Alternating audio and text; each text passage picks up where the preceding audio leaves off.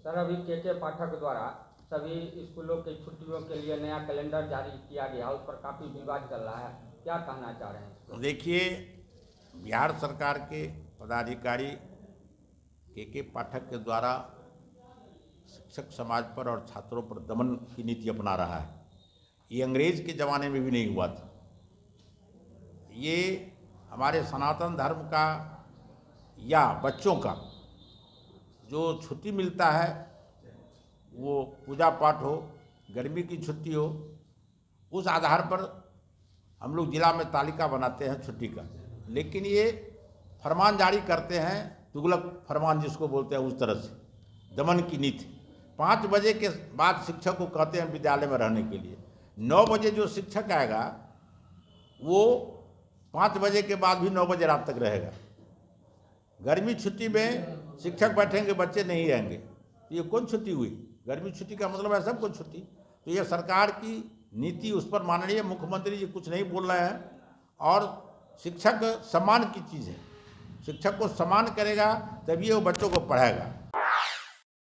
Sir, आज किस चीज़ का प्रेस वार्ता किए हुए हैं? देखिए, हमारे भारत रत्न डॉक्टर भीमराव अम्बेडकर जी का 6 दिसंबर को उनकी पुण्यतिथि है। समरस समाज के रूप में हम लोग इस पुण्यतिथि को मनाते हैं। 7 दिसंबर को मिलर हाई स्कूल पटना में अम्बेडकर समागम भारतीय जनता पार्टी अनुसूचित जाति मोर्चा के द्वारा हो रहा है। इसी निमित्त यहाँ अनुसूचित जाति मोर्चा के जिला अध्यक्ष अविनाश पासवान के अध्यक्षता में ये बैठक हुई है। हमारे जिला अध्यक्ष मूल आदरणीय शंकर झा जी भी उपस्थित हैं। और आज हम लोग यहाँ बैठक किए हैं जो कम से कम 2000 आदमी मधुबनी जिला से 7 तारीख को अम्बेडकर समागम में प्रस्थान करें, इसलिए आज वो बैठक थी। इस बैठक के माध्यम से मैं आपको बताना चाहता हूँ, जो हमारी भारतीय जनता पार्टी की सरकार जब जब बनी है और जब जब हम सरकार के गठबंधन में रहे हैं, तो अनुसूचित जाति के लोगों का हमने कल्याण किया है। जैसे भारत रत्न की उपाधि बाबा अम्बेडकर को देना हम लोगों ने किया। जैसे पंचतीर्थ बनाना पूरे देश में हमारे माननीय प्रधानमंत्री आदरणीय नरेंद्र मोदी के नेतृत्व में हुआ है। और भी जो बाबा अम्बेडकर के नाम पर जितने भी कार्यक्रम हुए हैं हम लोगों ने किया है। अनुसूचित जाति के लोगों को आरक्षण की बात हो, महिलाओं का आरक्षण की बात हो, पंचायती राज में, निकाय में, नगर निगम में, एकल पद में, उस सब में भारतीय जनता पार्टी ने किया है। हमारे जो गठबंधन की सरकार है, कभी भी भारतीय जनता पार्टी की हितैषी नहीं रहे। उनके समय में एक भी आरक्षण इस समाज को नहीं मिला। उल्टे ये लोग कहते हैं जो संविधान खतरा में है, कहीं से भी संविधान खतरा में नहीं है। अनुसूचित जाति के एक्ट को हमारे माननीय प्रधानमंत्री ने पहले से ज़्यादा सशक्त बनाया है। तो यह काम भी हम लोगों ने किया है। ये लोग केवल ढोल पीटते हैं। ये लोग तो इतना तक कर दिए जो दलित से महादलित बना दिए। दलित को तोड़ करके अपने राजनीति उल्लू सीधा करने के लिए दलित समाज को तोड़ने का काम किया। अभी जातीय जनगणना के बाद फिर 20% आरक्षण मिला है, उसमें भारतीय जनता पार्टी साथ है। मेरे ही सरकार के समय में जातीय जनगणना की बात हुई थी और हम लोगों ने इसका पूर्ण समर्थन किया। तो इस तरह से इस समाज में अभी हमारे माननीय प्रधानमंत्री जी ने गरीबी हटाओ, ज़्यादा से ज़्यादा गरीब लोग सामान्य श्रेणी में आवे, उसमें सबसे ज़्यादा अनुसूचित जाति के लोग हैं। आयुष्मान कार्ड में सबसे ज़्यादा अनुसूचित जाति के लोग हैं। अभी जहाँ तक आवास बनाने की बात है तो उसमें अनुसूचित जाति के लोग हैं। 5 किलो अनाज गरीब को मिले, उसमें सबसे ज़्यादा अनुसूचित जाति के लोग हैं। तो ये सारे काम हम लोगों ने किया है। और हमारे विपक्ष के लोग हमारे समाज के लोगों को बरगला रहे हैं। ये कहते हैं जो संविधान खतरा में है, आरक्षण खत्म हो जाएगा।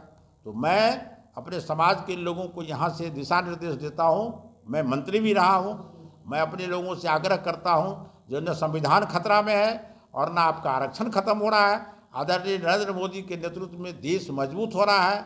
अनुसूचित जाति के लोग आगे बढ़ रहे हैं, उनमें शिक्षा में भी आगे बढ़ रहे हैं। इसीलिए विपक्ष के झांसे में न आए, अपने आप को भारतीय जनता पार्टी के साथ मिलकर रहें। और ये जो मेरा 7 दिसंबर को मिलर हाई स्कूल में जो अम्बेडकर समागम है उसमें जिला से ज़्यादा लोग जाएं, कम से कम 2000 की संख्या में हम लोग यहाँ से जाएंगे।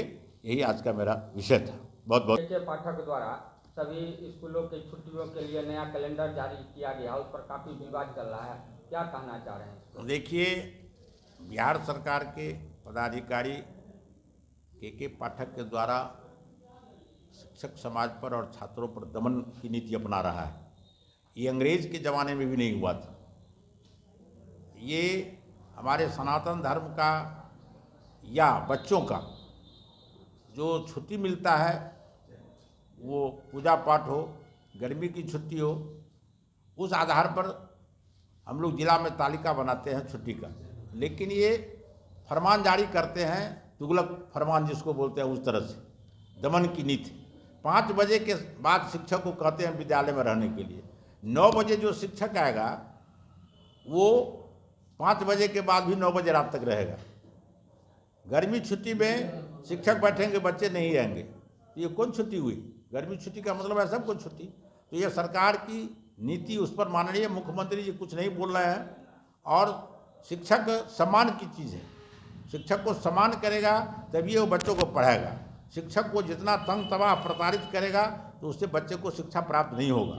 इसलिए मैं सरकार के मुख्यमंत्री जी से आग्रह करता हूं, जो इस दमनकारी नीति को वापस लें और शिक्षक और शिक्षा को बढ़िया से उस बिहार में चलाएं। यदि इस तरह का भेदभाव सरकार के द्वारा किया जाएगा तो शिक्षा का स्तर और नीचे चला जाएगा।